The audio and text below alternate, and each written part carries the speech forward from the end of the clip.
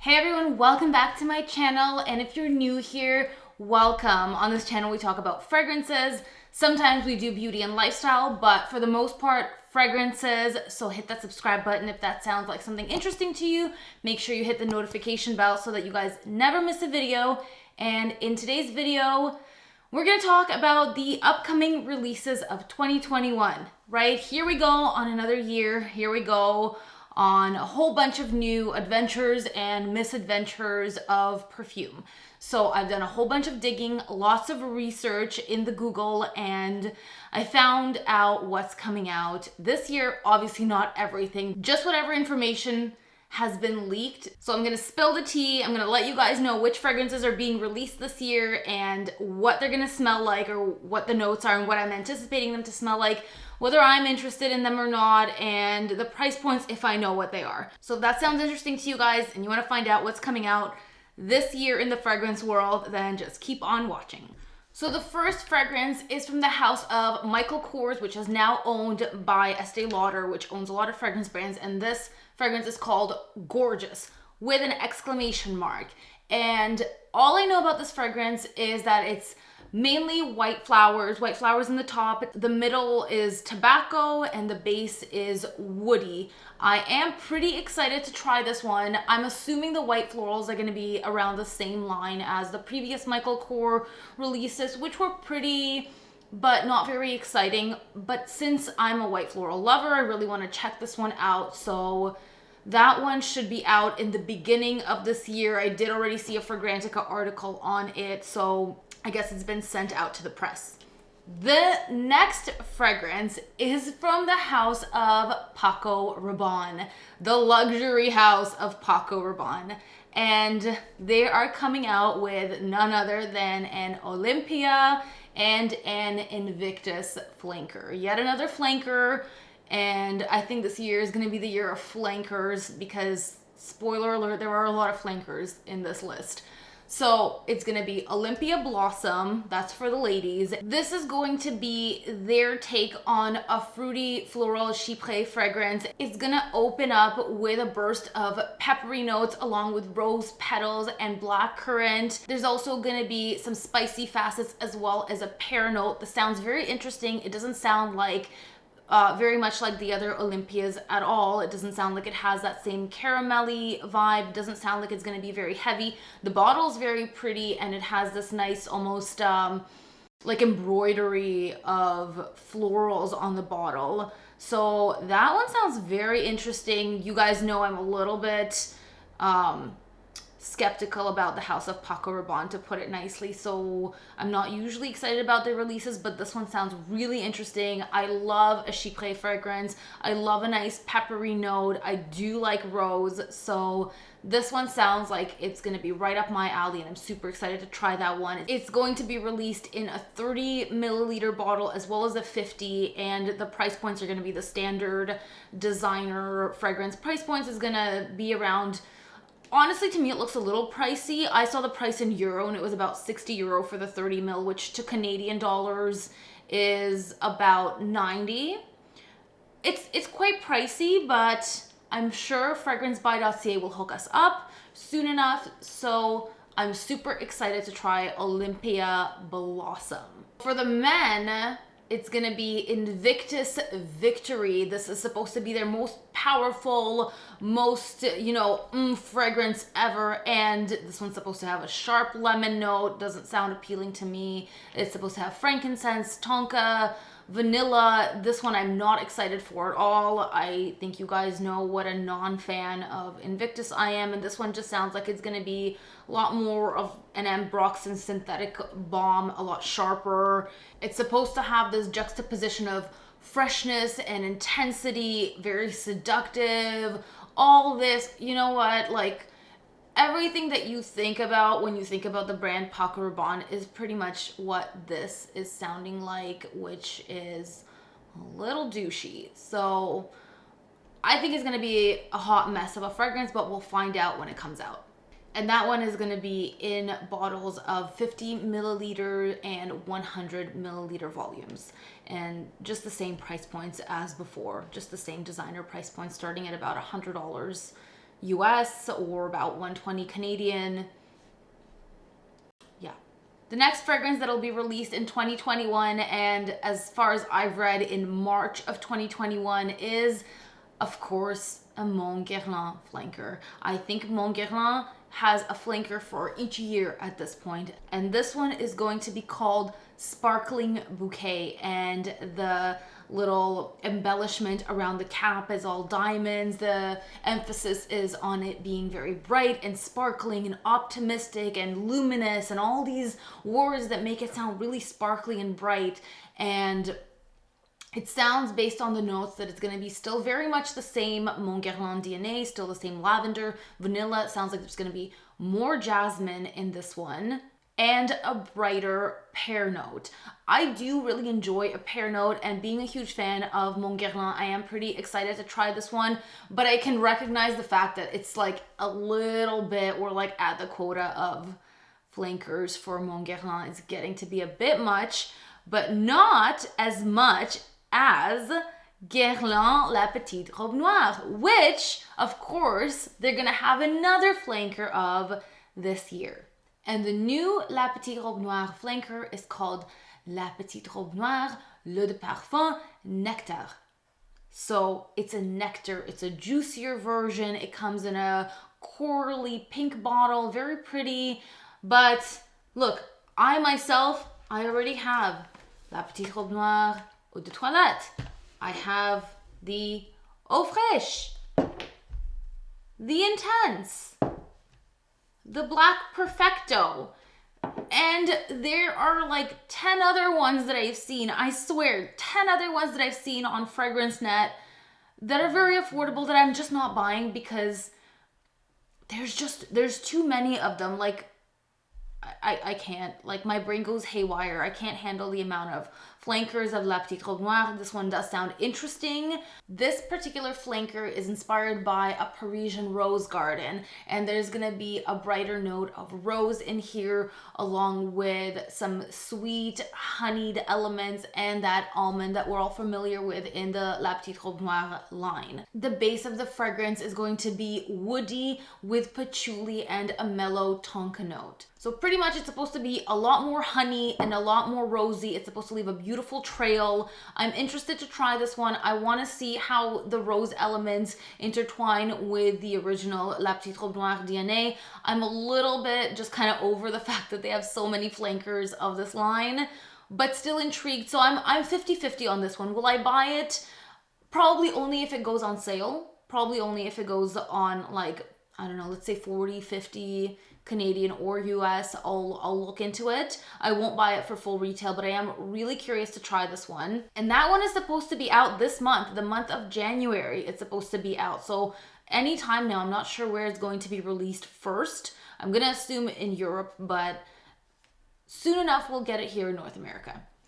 The next release for 2021 comes from the house of Valentino, and it's gonna be Valentino Donna Born in Rome Yellow Dream. And for the men, Valentino Uomo Born in Rome Yellow Dream. So the two Born in Rome Yellow Dreams. Long names. The color of the bottle itself is very suggestive. Being yellow, we can assume that it's gonna be a bright citrusy fragrance. And for the ladies, the Valentino Donna Born in Rome Yellow Dream is going to be a musky floral. It's going to open up with a bright lemon note. It's going to be zesty and zingy in the opening. It's going to transition into a mid note of rose, mostly rose. And in the base, it's going to be like a clean musk. And that's all really that I could find on this fragrance. It's hard to tell exactly whether it's going to be exciting, but it doesn't really sound like anything that's pushing boundaries. It kind of sounds quite safe. So I'm not very excited to try this one because I think there are a lot of fragrances already that are very pretty musky florals that open up with a citrus and settle into a musk. So yeah, this one, even though the bottle is very pretty, I'm not too excited to try. As for the masculine counterpart, this one sounds a little bit more interesting. It's gonna open up with pineapple and mandarin. So it's gonna be very fruity and zesty in the opening. In the middle, it's gonna go into mostly vanilla and woody accords. And in the base, it'll be about the gingerbread, and it's going into more of an oriental direction. This one sounds very, very interesting. The composition sounds exciting, and actually sounds like something I would be interested to wear. I think it's gonna be very bright, very uplifting. This one sounds like it's pushing some boundaries, and it doesn't really sound like the rest of the Valentino Uomo line. So I'm super excited to try that one, and I can't wait for that one to come out. So I think that the masculine fragrance of Yellow Dreamer will be excellent. I'm really on the fence about the Valentino Born in Rome Yellow Dreamer. Wow, that's a really hard name to remember. The next fragrance release for 2021 actually already came out, and it is the Jo Malone Scarlet Poppy. I know a couple of you have already tried it, so I'm curious to hear what you guys think of it. But from what I've read, it's supposed to be a very powerful, velvety, rich sort of fragrance. It's supposed to have ambrette in the opening, which is like a sweet musky scent, and the poppy is in the heart of the fragrance, so right in the middle is the poppy scent. I only know the scent of poppy seeds personally, so it's very hard for me to imagine what this smells like, but I'm going by the color of the bottle, which is this very rich, deep, velvety red, and just kind of whatever scent profile I associate with that, which seems like it would be very appealing and right up my alley. And in the base is supposed to be a warm tonka bean, vanilla, and tobacco, which are all notes that I love. So I am really excited to try this one. I do really enjoy the House of Jo Malone. Sometimes they don't perform very well, but this bottle is gorgeous, and the description of the notes sounds stunning. So I'm very, very excited to try this one. For those of you that have tried it, please leave me a comment down below and let me know what your impressions of this fragrance are. My camera died, so I had to reset it. So it's a little bit of a different setup now, but we're gonna roll with it.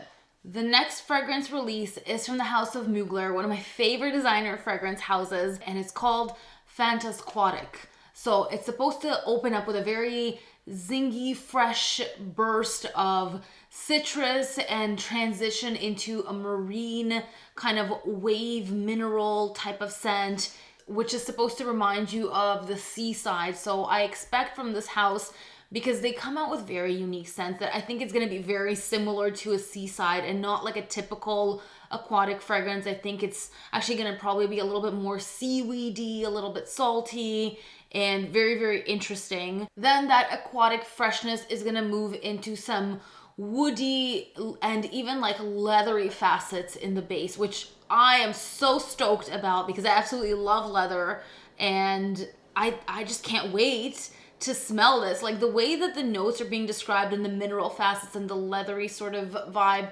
kind of makes me think of Marc-Antoine Barrois Ganymede, because that's also kind of like aquatic-y in a weird like mineral way, but also leathery. This one I'm like super, super excited to try. I think it's going to be an amazing fragrance. It's going to be super edgy and different, and I just can't wait to try this one. This one though is only coming out in an 80 milliliter volume, and it's going to be $172. So it is on the pricey side, as with the rest of the Les Exceptions line. It's their niche version of the House of Mugler.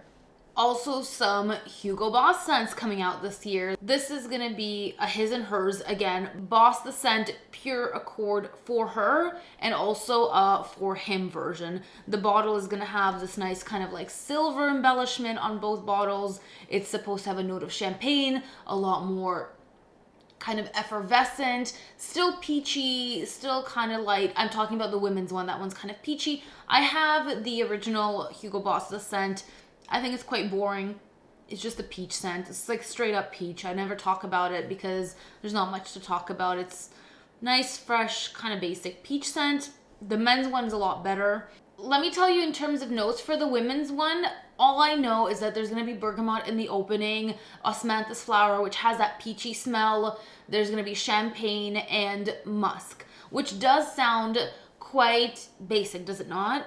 And then for the men's one, that one's gonna open up with a ginger note, then transition into maninka fruit, which I believe is in the other flankers. I have no idea what that smells like. Sounds like a tropical fruit. And then there's gonna be a soft suede in the base. That one sounds quite interesting. It sounds like it's gonna be a very soft, nice additional flanker to this lineup.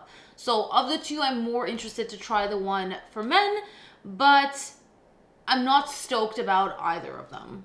The bottles are very pretty though, I'll give them that. They did a really nice kind of soft silvery design on that, kind of like a brushed nickel almost. So yeah. Okay, this next one I'm pretty excited about, and this is from the house of Zoologist, and it's called Snowy Owl. I really love their fragrances. I think they're really creative, really artistic. Not all wearable, but very, very artistic fragrances. Beautiful niche creations, very high quality. And this one is inspired by the snowy owl, this like beautiful stoic white owl, and it's gonna smell like winter. It's gonna be cold, minty. It's gonna give you that kind of like biting feeling of cold air.